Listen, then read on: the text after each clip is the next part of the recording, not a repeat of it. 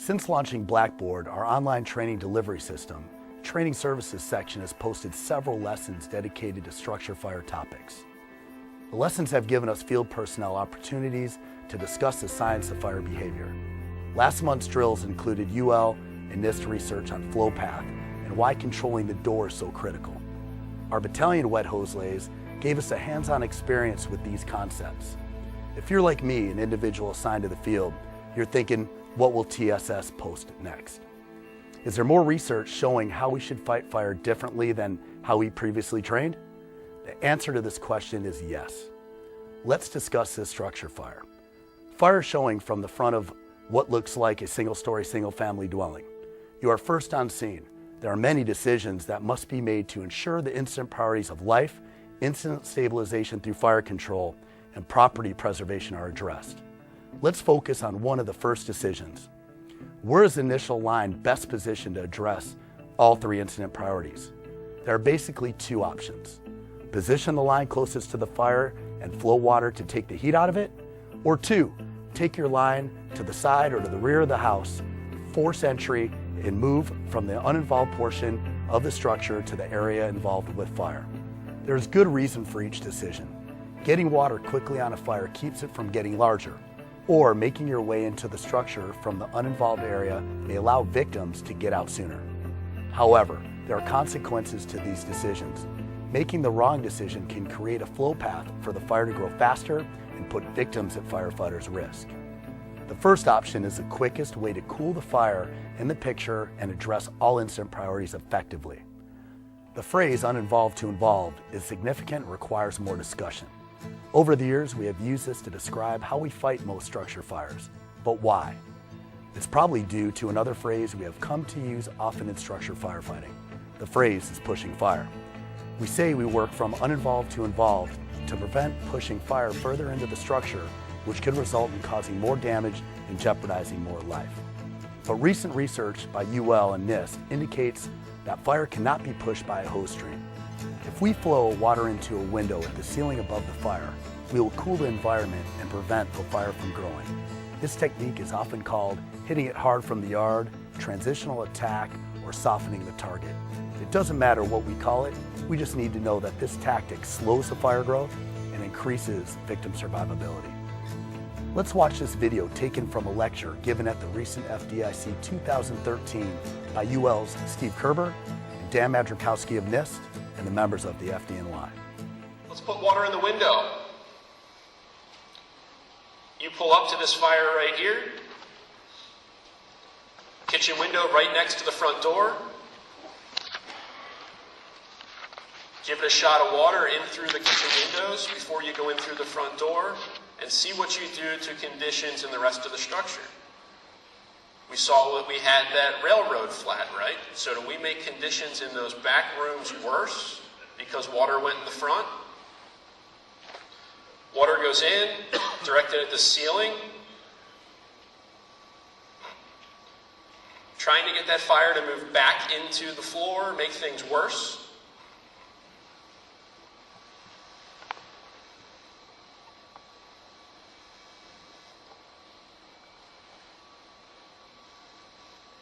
Gallons a minute into that kitchen window with a couple rooms on fire puts a lot of fire out. Does it put the fire completely out? Absolutely not. Does it take temperatures in that kitchen and take them from 1400 degrees to 200 degrees? Does it take that middle room from 600 to 300 and the rear room from 500 to 300? The hallway on the other side from 550 to 300? You are making conditions for anybody that may be in that house better. And if you can accomplish that while you're walking up to the front door to make access, why not? It's not going to slow your operation down at all. When to flow water into the window. The decision to flow water into a window should be based on time. If you see fire venting from a window, what better way to keep it from getting larger than to apply water? You need to decide if you can reach it faster from the exterior than the interior. If you can, it's all about doing it right to be sure you allow steam to escape out the window. Here's the technique.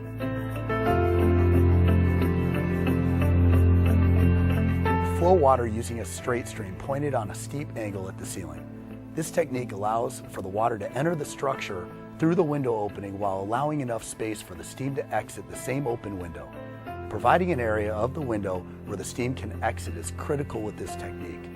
As the straight stream breaks apart upon hitting the ceiling, the smaller droplets absorb the heat. The steam that results during cooling exits the structure through the same window the straight stream is applied from. Do not use a fog pattern. Using a fog pattern to apply water from the exterior of a window can create more steam in the interior if not done correctly. If the fog stream seals the entire window opening, the steam produced on the interior has no way to escape. Remember, smoke, steam, and gases are looking for the closest path of least resistance. If there's no exit out of the window, the steam will move throughout the structure. This can result in a collapse of the neutral plane, thereby reducing survivable space for victims and rescuers.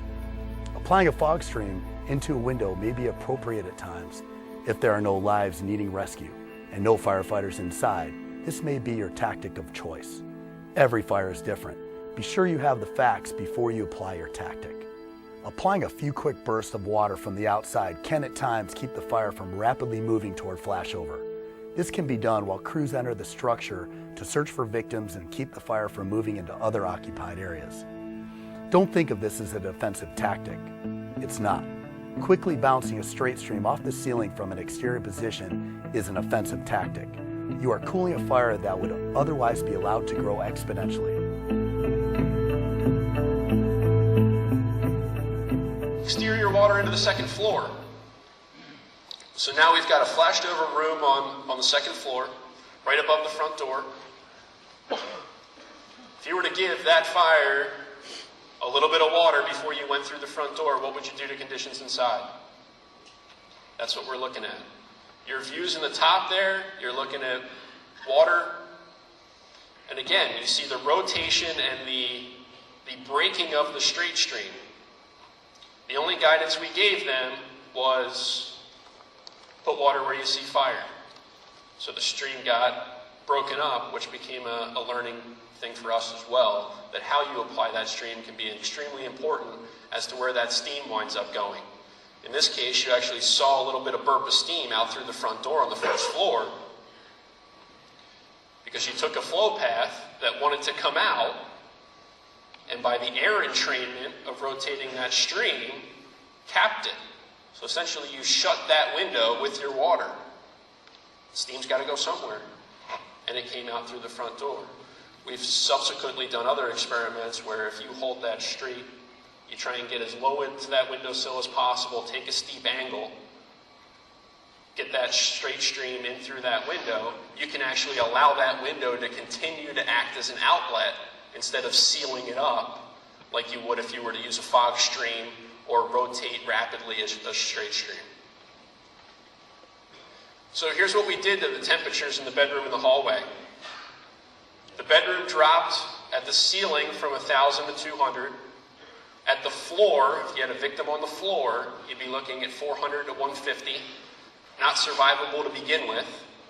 In the hallway, where it was survivable, 900 to 250 at the ceiling, 400 to 200 at the 3-foot mark, where someone would be crawling. And we actually got a little bit of a temperature increase all the way at the floor that went from 100 to 120. Somebody really going to feel the difference between 100 and 120? Maybe, maybe not. You're certainly going to feel the decrease of 900 over your head down to 250 over your head. This also brings up an interesting conversation that we began to have about if you're a firefighter and for whatever reason you're inside on the opposite end of that hose line. Not that we're advocating that you'd be there for whatever reason. That's uncoordinated and shouldn't be done. Would you feel 100 to 120? We hear these stories of it got awful, hellacious, hot, and things like that. Not discounting those at all. Absolutely agree that they have happened and will happen, shouldn't happen. When you've got a thin layer of Nomex on your ear, or your gear is saturated because you've just been in a boatload of heat, probably any degree of increase is going to feel not so good. So even though it seems like a very small increase, it may be perceived as a huge increase in heat, something that we need to take more look at. Second story window. Upon arrival, you see fire from a second story window of a two-story residential home. Each firefighter should be seeking answers to these questions. Are there victims inside that need rescue? Should our approach be to extend a line from the uninvolved to the involved, or to take the heat out of the fire by applying water from the outside? Can we control the door, extend multiple lines inside, search for victims, and apply water from the outside with the individuals assigned to the first arriving units? Based on the situation, there are other questions you may need to answer. The idea is that you need to find answers to these questions seconds after arriving on scene. For this incident, the goal should be to apply water to the fire as soon as possible to keep it from growing. This may be achieved by applying water from hose streams, working from the uninvolved to the involved like we traditionally do. However, our second strategic priority is to limit the fire's growth. We may want to reconsider our tradition. In this case, limiting the fire's growth may be best achieved by getting water on it as soon as possible. This can be done by hitting it hard from the yard and applying a straight stream toward the ceiling of the room involved. With proper technique, this will improve conditions throughout the structure and make conditions more tenable for any potential victims as well as fire attack crews. Again, proper technique includes a straight stream pattern at a steep angle close to the sill aimed at the ceiling. Apply 10 to 30 seconds of short bursts of water as teams enter the structure and control the door openings. This technique requires coordination of on-scene resources. The first arriving company officer must recognize when this technique is best applied and give the assignment shortly after arrival. Multiple applications may be necessary if interior crews are having trouble reaching the seat of the fire.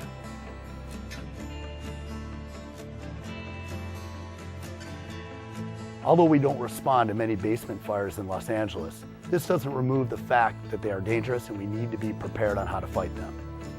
You arrive on scene to find smoke and fire from a ground level window and light smoke coming from the door.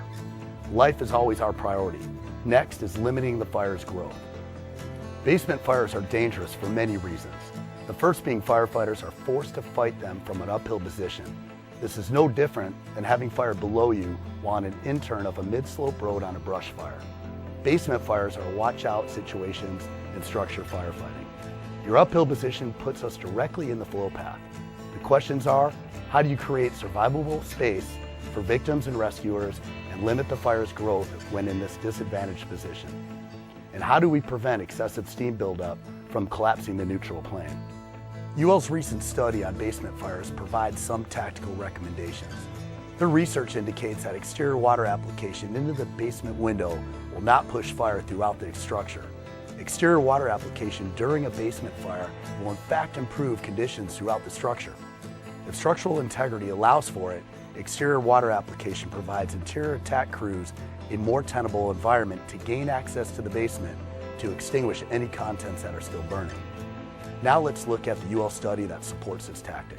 Through the basement door, we had a walkout Bilko door on the Charlie side of the structure. So we've got a fire going in the basement, we've got a flow path out through the front door, assuming there's a crew in there beginning their operation, or the front door just got vented and left open by occupants. We're going to throw 15 seconds of water in through the Bilko door in the rear, again with a shot to where the flashover is. We got no push of fire out through the front of the basement windows. You start to see some steam conversion there.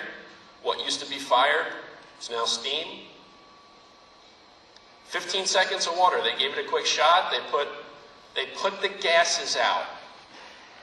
And I think that's the important piece. We took what was a fully involved, ventilation limited, burning the gases fire, and with 15 seconds of water, that water converted to steam. Amount of heat got absorbed. The fire went back to the contents that were burning, not all the gases burning. That's what's going to be burning and moving up the stairwell. If you can knock that out, you're doing a whole lot of good for a lot of people. And again, the IR at the top of the stair, there was not a huge burst of heat that went up the stairwell. We didn't see it. So what it looked like when we put 15 seconds of water through the basement door. Top of the stair temperature, 1500 degrees at the ceiling down to 550. The amount of energy, 40 kilowatts per meter squared. 20 kilowatts per meter squared is the amount of energy that's considered the onset of flashover. So essentially we had flashover conditions going up those basement stairs, dropped dramatically. The 1 foot temperature, if you were laying at the top of the basement stairs, went from a unsurvivable 750 degrees down to 200 degrees. Bedroom temperatures upstairs dropped. Everything in that structure got better. Start the attack from the outside, but finish it inside. So you throw 15 seconds of water into that basement, you knock down those gases, you take a flashover, turn it back to a content fire, you reset the fire a little bit, and then you get in there and you finish it off. Because if you don't get in there and finish it off, it's going to come back. Because the contents are still burning. You still have combustibles in there. You only flowed 15 seconds of water.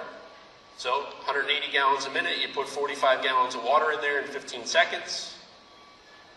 Buys you time, and in this case we looked at 90 seconds later. So assuming you did nothing for 90 seconds, the temperatures come back up. So it's very important that once that initial knockdown takes place, whether you're finishing your attack by going in through the Bilko door that you threw water in, or you're going down the stairs, you're buying yourself a heck of a lot of time to finish it off.